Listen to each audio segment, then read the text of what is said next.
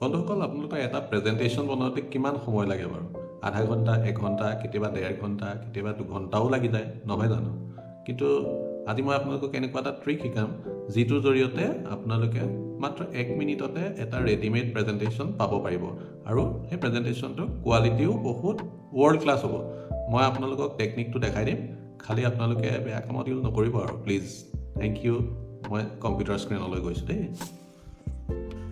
বন্ধুসকল মই এতিয়া মোৰ কম্পিউটাৰ স্ক্ৰীনৰ সন্মুখত উপস্থিত হৈছোহি মই আজি আপোনালোকক দেখাবৰ বাবে এটা টপিক বাছি লৈছোঁ সেইটো হ'ল টুৰিজিম ইন আসাম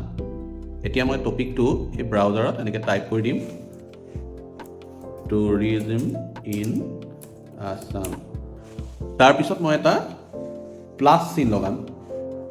প্লাছ চিনটো এনেকৈ লগাই দিলোঁ তাৰপিছত লিখিম ফাইল টাইপ PPT এই কমাণ্ডটো আপোনালোকে মই যেনেকৈ লিখিছোঁ তেনেকৈ ইয়াত লিখি এণ্টাৰটো দবাই দিব এণ্টাৰটো দবাই দিয়াৰ লগে লগে গুগলে আপোনালোকক এই প্ৰথম এটা লিংক দিছে কেইবাটাও লিংক দিছে প্ৰথম লিংকটোৱে আপোনালোকৰ কামত আহিব প্ৰথম লিংকটোত ক্লিক কৰি দিব ক্লিক কৰি দিলে আমি প্ৰেজেণ্টেশ্যনটো পাই যাম আহকচোন ক্লিক কৰোঁ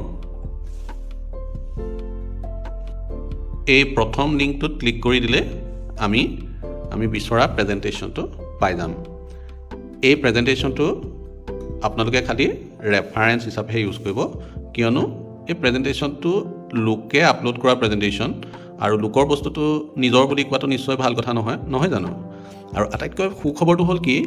এই কামটো আপোনালোকে লেপটপ নহ'লেও আপোনালোকৰ মোবাইলতে কৰিব পাৰিব আজিলৈ ভিডিঅ'টো ইমানেই আপোনালোকে এবাৰ নিজে কৰি চাই মোক জনাব কামটো হৈছে নে নাই যদি হৈছে মই খুব আনন্দিত হ'ম আৰু আপোনালোকে তলত কমেণ্ট কৰি নিশ্চয় জনাব ধন্যবাদ এনেকৈ মই আৰু 2-4টা ভিডিঅ' আপলোড কৰিম আপোনালোকে সদায় উৎসাহ উদ্দীপনা জনাই থাকিব ধন্যবাদ